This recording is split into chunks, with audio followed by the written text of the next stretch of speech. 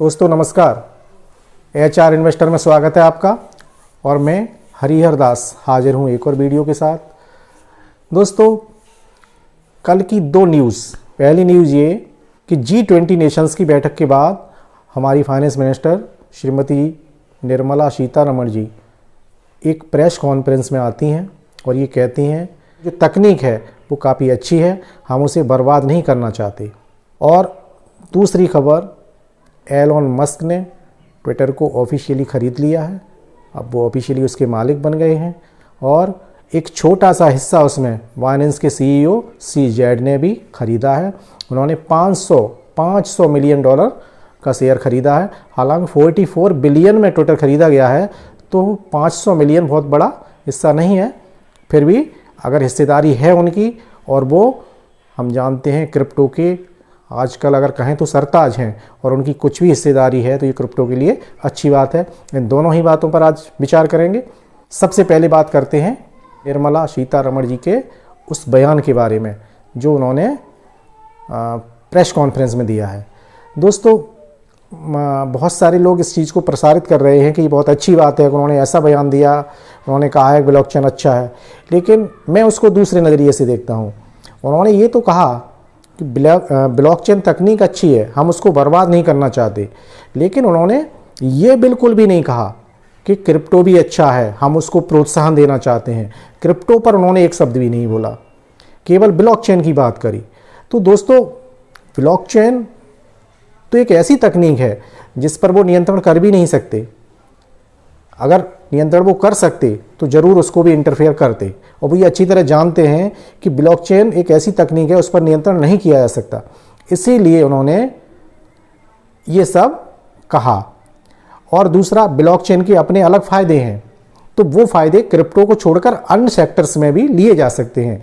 जैसे कि आपको मालूम है पॉलीगन का जो ब्लॉकचेन है वो काफ़ी पॉपुलर हो रहा है इंडिया में, ख़ासतौर से क्योंकि वो इंडियन ही ब्लॉकचेन है और इंडिया में ही पॉपुलर हो रहा है। हम अच्छी तरह जानते हैं कोविड का जो सर्टिफिकेट निकल रहा था पॉलीगन ब्लॉकचेन पर निकल रहा था। ऐसे ही महाराष्ट्र के कुछ जनपद ऐसे हैं जहां पर कास्ट सर्टिफिकेट बनाए जा रहे हैं, वो पॉलीगन की ब्लॉकचेन पर बनाए जा रहे हैं। और अभी हाल ही में यूपी के फिरोजाबाद में जो वहाँ के SSP साहब हैं, उन्होंने पॉलीगन के जो फाउंडर हैं, पॉलीगन के जो CEO हैं संदीप नेलवाल जी, उनसे एक समझौता किया है और जनपद फिरोजाबाद में जितने भी FIR रजिस्टर्ड होंगे, ऑनलाइन रजिस्टर्ड होंगे, वो पॉलीगन ब्लॉकचेन पर रजिस्टर्ड होंगे।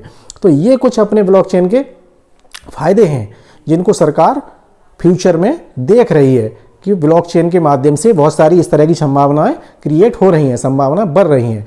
तो ये उन्होंने इस संदर्भ में कहा है कि ब्लॉकचेन को हम बर्बाद नहीं करना चाहते, उसका उपयोग करना चाहते हैं, लेकिन उनकी मंशा ये कदापि नहीं है कि वो क्रिप्टो को प्रोत्साहन देना चाहते हैं।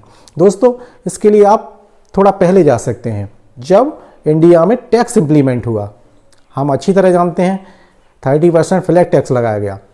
आप खुद सोचिए, कॉइन डेस्क की एक रिपोर्ट के अनुसार 7 करोड़ भारतीय ऐसे हैं जो क्रिप्टो में पैसा लगाए हैं। हो सकता है ये संख्या घट गई हो, ये पुराना डेटा है, थोड़ा 2-3 महीने पहले का, हो सकता है अब घट गई हो, लेकिन अगर ये 30% टैक्स न लगाया गया होता तो निश्चित रूप से यह संख्या और दोगुनी हो गई होती। आप ढंग से विचार करें, आप अच्छी तरह सोचें। एक छोटा इन्वेस्टर जो 100 रुपया रोज़, 200 रुपया रोज़, 500, क्योंकि हमारे बाहर से बहुत सारे स्टूडेंट क्रिप्टो में आए थे, बहुत सारी गृहिणियाँ क्रिप्टो में आई थी, क्या वो इस चीज़ से हतोत्साहित नहीं हुए होंगे? जब आप फ्लैट टैक्स लगा रहे हैं, सबको हिसाब किताब देना है, सबको इनकम टैक्स रिटर्न भरना है, जो पूरे साल में 10,000 रुपया लगा रहा है, 20,000 कमाई की उम्मीद कर रहा है, 20,000 प्रॉफिट की उम्मीद कर रहा है, क्या वो टैक्स भरने के लिए सक्षम है? क्या उसको टैक्स भरना चाहिए? तो उन्होंने जिस तरह से चीज़ों को क्रिएट किया, कहीं ना कहीं क्रिप्टो को हतोत्साहित करने के लिए किया। क्या आपको लगता है 30% टैक्स के अलावा 1% TDS लगाने की ज़रूरत थी? क्या कोई व्यक्ति जो 2,000, 5,000, 10,000 का ट्रांजैक्शन कर रहा है उसका डिटेल आपको चाहिए? क्या ऐसा कोई व्यक्ति मनी लॉन्ड्रिंग कर सकता है? 10,000, 5,000, 2,000 के ट्रांजैक्शन से क्या मनी लॉन्ड्रिंग होती है? तो हमें TDS लगाने की ज़रूरत है? अरे आप 1 लाख, 50,000 इस तरह के जो ट्रांजैक्शन है उससे ऊपर के लिए लगाते तो बात समझ में आती है, बड़े ट्रांजैक्शन ट्रेस होते, लेकिन आपने उसको भी लगा दिया। 1,000 का ट्रांजैक्शन कर रहा है उस पर भी TDS लगेगा। तो कुल मिलाकर कहीं ना कहीं ये सब चीज़ें क्रिप्टो को हतोत्साहित करने के लिए की गई थी। और जहाँ तक मेरी समझ है, ये सब चीज़ें इतनी जल्दबाजी में की गई। सबसे पहले तो हमारी सरकार को इस क्रिप्टो की ABCD समझनी चाहिए थी, और क्रिप्टो की ABCD का A समझने से पहले ये सब कुछ इम्प्लीमेंट कर दिया। और हद तो तब हो गई मेरे दोस्तों कि जब बहुत सारे MPs संसद में जो क्रिप्टो की ABCD का A भी नहीं जानते, ये मांग करते हैं क्रिप्टो में बहुत सारी कमाई है और 50% टैक्स लगा देना चाहिए या इसको बैन कर देना चाहिए। और हमारी फाइनेंस मिनिस्टर इसके जवाब में कुछ भी नहीं कहती, चुप रहती हैं। इसका जवाब देते हैं वित्त राज्य मंत्री, और वो भी क्या देते हैं कि हम इस पर विचार कर रहे हैं कि हम इस पर कैसे कानून बना सकें। और उन्होंने ये कहीं भी नहीं कहा कि क्रिप्टो एक अच्छी चीज़ है, इसको प्रोत्साहन देना चाहिए, आप इस तरह की बातें ना करें, 50% टैक्स या फिर बैन करने की। लेकिन उन्होंने ऐसा कुछ भी नहीं कहा। तो कुल मिला के अब तक जो परिस्थितियां घटित होती रही हैं, किसी भी दशा में उनके इस बयान को क्रिप्टो से जोड़कर नहीं देखना चाहिए। ब्लॉकचेन अच्छी है, ब्लॉकचेन के दूसरे फायदे हैं, वो दूसरा उपयोग उसका करना चाहते हैं, लेकिन क्रिप्टो आज भी उनकी नज़र में बुरी है कहीं ना कहीं। और दोस्तों, क्रिप्टो की जो आज हालत है, कहीं ना कहीं 30% टैक्स उसमें बहुत बड़ा जिम्मेदार है। क्रिप्टो का मार्केट कैप जो डाउन हुआ, उसका एक रीज़न ये भी हो सकता है कि वो बहुत सारा जो नया निवेशक था, जो क्रिप्टो में नया जुड़ा, जो बुलरन आया था हमारा 2021 में, उससे अट्रैक्ट होकर बहुत सारा नया निवेशक जो इंडियन था खासतौर से क्रिप्टो से जुड़ा। लेकिन जैसे ही ये सब इम्प्लीमेंट हुआ, उसे लगा यार यहाँ तो बहुत गड़बड़ झाला है, यहाँ तो आने के बाद परेशानियाँ और बढ़ रही हैं, तो वो तुरंत विड्रॉ हो गया। तो कहीं ना कहीं ये चीज़ें क्रिप्टो को हतोत्साहित करने के लिए, डिमोरलाइज करने के लिए की गई थी। और अब भी दोस्तों, G20 वाले जो देश हैं वो रेगुलेट करना चाहते हैं, इसलिए सरकार की एक मजबूरी है। सरकार की मंशा पहले से ही इस तरह की रही है कि क्रिप्टो को हतोत्साहित किया जाए, नहीं तो सरकार क्रिप्टो को जुआ नहीं मानती, वो जुए के लेवल में उसको टैक्स इम्प्लीमेंट नहीं करती। अब रही G20 देशों की बात, तो G20 देश एक ऐसा रेगुलेशन लाना चाहते हैं जिसमें प्रत्येक देश का मिनिमम क्राइटेरिया शामिल हो। इसका मतलब ये नहीं है कि G20 देशों का पूरा रेगुलेशन सबका एक जैसा होगा, जी बिल्कुल नहीं है। हो सकता है मैक्सिमम 50% एक जैसा हो, लेकिन 50% वहाँ के अपने अपने देशों की परिस्थितियों के अकॉर्डिंग होगा। तो हमें पूरी ये संभावना नज़र आती है कि भारत में भी काफ़ी हार्श और हार्ड रेगुलेशन आने वाला है, क्योंकि यहाँ की सरकार क्रिप्टो को अलग ढंग से देख रही है, अलग दृष्टिकोण से देख रही है। और यही दृष्टिकोण ये शंका पैदा करता है कि सरकार हार्ड रेगुलेशन लेके आने वाली है।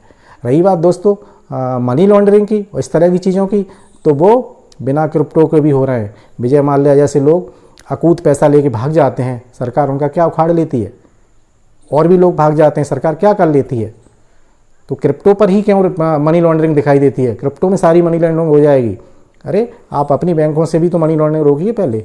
तो केवल दृष्टिकोण की बात है, सरकार का दृष्टिकोण क्रिप्टो के प्रति कहीं ना कहीं नकारात्मक रहा है। अब भविष्य में क्या होता है वो बाद की चीज़ है।